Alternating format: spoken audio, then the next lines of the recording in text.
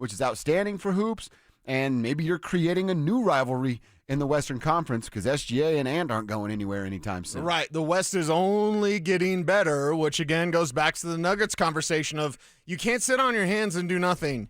You can't sit around and do the same thing. And you can't stay there and just say like, oh, we're fine the way we are. No, you're not, because everyone's getting better and you're staying the same or getting worse. Listen to this text. I told Alan we're going to have to get to this on the show because one of our tribe members, Alan in Southeast Wyoming, texted in and said, has there ever been a sports ownership group, talking about the Cronkies, that had the best player in their league, like the Cronkies have with the Nuggets and the Avalanche, and not built a good enough foundation around said players? And I said, that's a great point, Alan. Yeah. We're certainly going to have to talk about it. Off the top of my head, I mean, ownership group having MVPs in the same city and a championship window based off those MVPs, basically running concurrent with each other.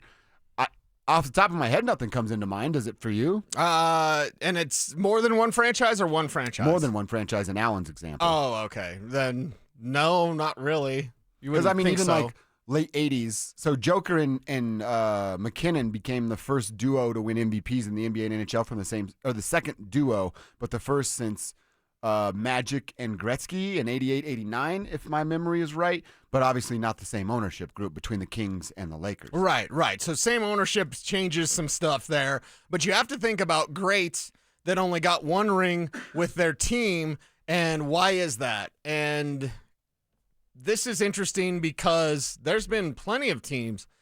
I look at the Indianapolis Colts with Peyton Manning. They only got one ring. Why didn't you have multiple rings with Peyton? I know it's the Brady era, but whatever. Peyton was better than Brady. Like, you should have had more than one ring, and the Colts messed it up. So I don't want the Nuggets to be that story of like, well, they had Nikola Jokic, they're the greatest of all time, and they only have one ring. Yeah, Sean Payton with his stupid onside kick. Not that I remember that or anything, but to be honest, I think it was Bill Polian being selfish, not building the defense. They didn't have a great defense ever. So I mean, they kind of got stubborn in their own way. They had edge guys, and that was it. Yeah, and Bob Sanders for 3 games of his career. Well, are the Nuggets being stubborn then? Well, this is the way we do it. This is the way we've always done it. We're not going to pay a GM. We're not going to pay a head coach. We're going to pay the players. And then we're going to have expectations the players get it done. What about when the players don't? What do you have then?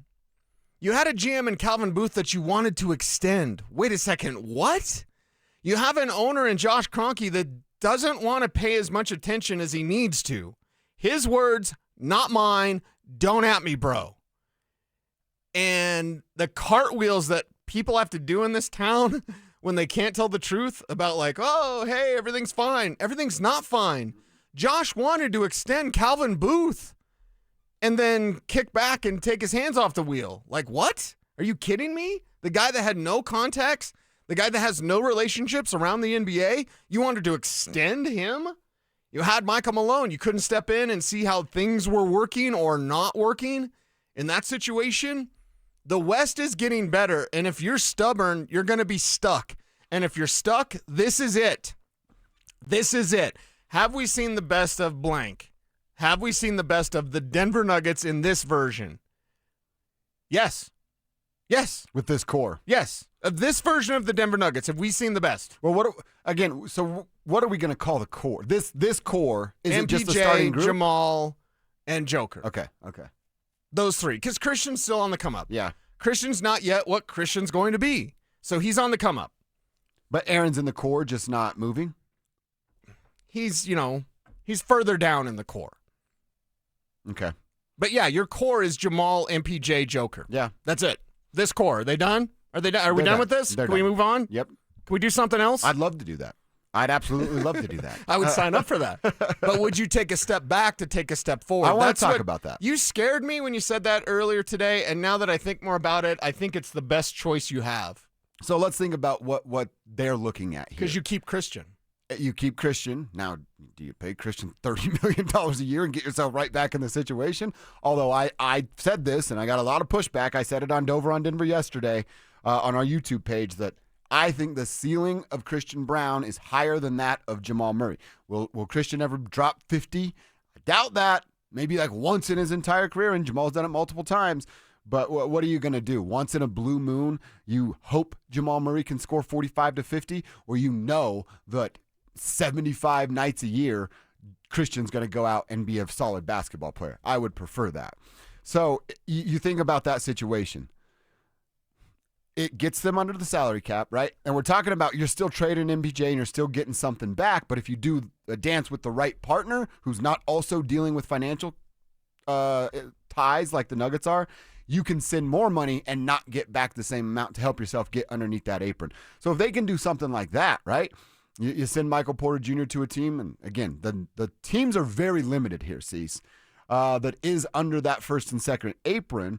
Get back a couple of role players, expiring contracts, and you take a step back.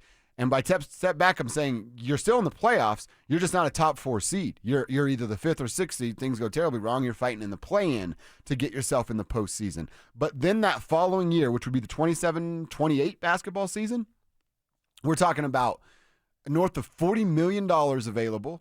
We're talking about all these rules and exceptions that you have when you're an apron tier team, like mid-level exceptions. They could hand out one of those contracts. If you get in the right spot, you can hand out a couple of those contracts. Right. After the trade deadline, if nothing's been able to be moved at the trade deadline, you then can be a buyer again in the buyout market, which they couldn't be because of apron rules and where they were. I believe this changes either the day after the NBA Finals or the day the new league year starts, which is July 1st.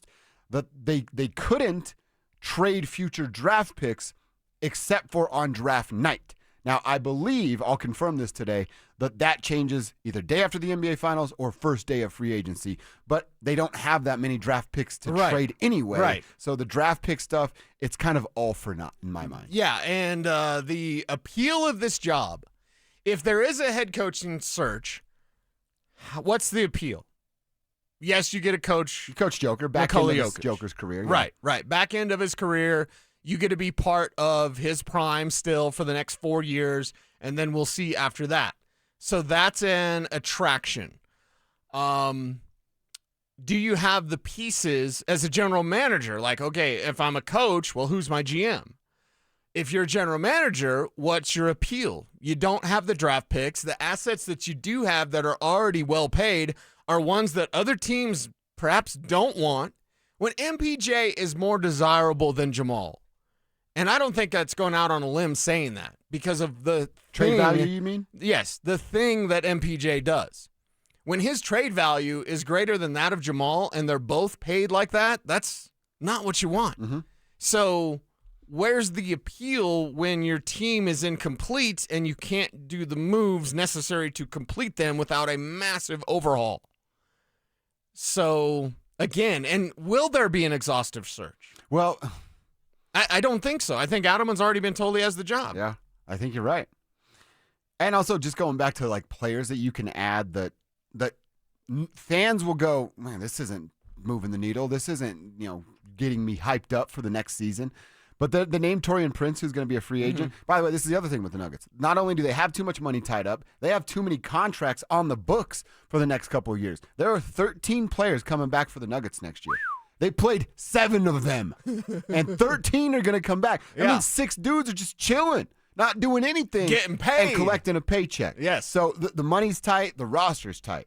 Torian Prince, a guy that's playing on a minimum deal. I'd love to make $2 million for a year of hoops, but he's playing on a minimum deal. I'm sure he's going to look to get paid. Or you approach a Torian Prince and you say, hey, man, I know you're probably looking for a bigger deal, a little bit longer terms, but how about we offer you a 2-year deal for $5-6 million? You are going to get a little bit of a raise. You're then going to play alongside Nikola Jokic, and before you hit, I don't believe he's too close to 30. Before you hit that 30 age season, oh no, he's over 30. 31. But before you hit that, you're out of the league and can't get a next contract, you'll have 2-year sample size playing alongside Nikola Jokic, and perhaps you can cash in one more time. And Torian Prince is a guy that shoots over 40% from the 3. Bingo. He's a 3-and-D kind of guy. Done. You remember Torrey Craig? Mm-hmm. He's good Torrey Craig. That's who Torian Prince is. Yeah. That's a good piece for the Denver Nuggets that no one's going to go, oh, wow, they just solved the whole equation. but he would be a key cog for the Denver Nuggets. Yeah, and you need more of that. Like, the roster is incomplete because of the guys you have at the end of the bench that aren't going to play or that can't play. That's the problem with this Nuggets team in the current construct. So there's multiple answers and there's multiple moves that need to be done. It's not as simple as adding KD for whatever the price tag is, whatever the trade that needs to get it done. And point blank period, and you've looked at the apron situation for most of these teams, it's going to be a 3-team deal. It has to be, basically. You can't do pretty much anything with the teams that you could trade with because they don't have the assets that you would want in There's return. less than 10 teams in the NBA that you can just go like, You hey, said let's 6. make a deal. Yeah, it's about You said 6. 6. Yeah, that's not the options that you need. You have to be creative. You have to have a creative mind to put together a 3-team or more trade to find a way to make these numbers work because everyone's almost up against the second apron, including the Denver Nuggets. Mm-hmm. A couple players are asking, or texters are asking about Maybe they're players, the too. player, Deon Holmes. Maybe somebody saying keep Deon Holmes a development guy. Another guy saying, hey, maybe you trade Deon Holmes. He has no value, and if he can play, which I think he actually can, Yeah. you still have 3 years of rookie deal where he's not getting a whole lot of money. So I don't know that I'm in the business of trading Deon Holmes without watching him play at the NBA level yet. Let's give him a little bit of NBA chance before we just ship him out of here. Was Calvin's vision knocked off course by the Holmes injury? And again, Michael Malone wasn't going to play Julian Strawther enough, but if we think about how David Adelman handled things, and again, I don't think he earned the job, but I think they're going to name him the head coach, and we'll see what happens then. But when you play more Peyton Watson, when you play more Julian Strawther, if Deon Holmes had been healthy, would we have a different conversation? Maybe without Michael Malone, honestly, because he just doesn't play young players. But how much would that change things? Because I, like you, am excited about the future of Deon Holmes. It just sucks he had to miss this year. And what would that have looked like? He's essentially going to be stepping in as a rookie next season with 0 playing time, 0 reps. Yeah. We have 0 idea of how it's going to work out. But the skill set is interesting. The skill set is a fit. And I'm not saying he's the savior because, again, it's multiple problems that require multiple answers. This isn't a 1-for-1, hey, they traded MPJ and got Kevin Durant. No, that's not one that wouldn't work. And then 2, that's not the only problem that needs a solution. The Kevin Durant thing to me is, I mean, you add a Kevin Durant and you minus a Michael Porter Jr. and a Peyton Watson, and I don't even know if that matches the money because these are 2 teams that it has to be dollar for dollar, penny for penny. The Nuggets get way better in that. And maybe the Suns can convince themselves, man, Ishbia, he doesn't really know what he's doing. He's just chasing star power and season ticket sales. That's what he's trying to do right now. So it's, would the Suns be down for it? If Kevin Durant is clearly unhappy, then they were trying to shop him already. Maybe it's just a matter of time before it goes down and both teams look at it being winners. But you're still in a financial problem. You've just gotten a little bit better. A lot better, actually, with Kevin over Michael. Yeah, you've gotten a lot better with Kevin over Michael. You're also just kicking the financial can down the road, though. The Tribe talking about Giannis today, because the Giannis thing, I don't know how that would work with Joker. Like needing basketball-wise? space. Yeah, basketball-wise, Joker needing space, because that's, people are saying KD, people are saying Zion, people are saying Giannis, and I'm not exactly sure how Giannis would fit with Joker. It'd be interesting. But is it the right fit? Because that's a player you and I have barely talked about, but yet fans are going on and on about just go get Giannis. I mean, that's kind of the easy answer, right? Of like, oh, we'll just throw Giannis out there, and he's great. Joker's great. It'll work. The spacing would be odd, though, right? And they both, with the way that Giannis plays. They're both best with a basketball in their hand. I mean, it wouldn't work. It might be a fun little schoolyard experiment, but I don't know that it works with both of them on the floor. And works in the postseason. One thing we learned from the OKC game, and somebody on our YouTube comments, hi YouTube, make sure to like, comment, share, subscribe, hit the notification bell so that you never miss a vid. Somebody's like, I don't know, I don't think they used a bad word. I think they call us like fools. Like, these fools don't realize the Thunder won 68 games. Really? You didn't think we looked at standings? Yeah. I always like that when you didn't even watch the game. And I'm like, you're right. I didn't watch it, and then I just talked out of my you-know-what for 4 hours on the radio. That's what happens, right? Yeah, I think the regular season is one thing. They need to find a combination that works in the postseason. Postseason basketball is just different. Dude, I agree with what Joker said. The teams that are the deepest are winning right now. Yep. The Nuggets have pieces that can win an NBA championship. We're 2 years removed from them doing so. They're just not deep enough to allow those pieces that matter to get the right amount of rest in game and all season long to be effective when it matters the most. Yeah, they've ran themselves out 2 years in a row. 2 straight years. 2 straight years in a row, and then they wonder why they're tired. Micah Malone's only answer was play Joker more, and then we all wonder at the end of the year, wow, they're out of gas, everybody. Really? You ain't looking at the gauge? You trying to test that thing? How often do you test your gas gauge, by the way? Your truck eats fuel. Yes, it really does. Yeah, so when you Very get to annoying. E, and then lots of times you get the light on at 50 miles, do you I'm tempt never it? that guy. No. Never? The light never Ever? even comes on. No. Ever? No. When it gets to a quarter tank, I need to get gas. Okay. A lot of people do that at half tank. Yeah. Mm-hmm. My lady will let the light come on, and it drives me crazy. Okay. I'm like, fill up your gas tank. Once in a while. Like, what if, this is my thinking. What if crap really hits the fan?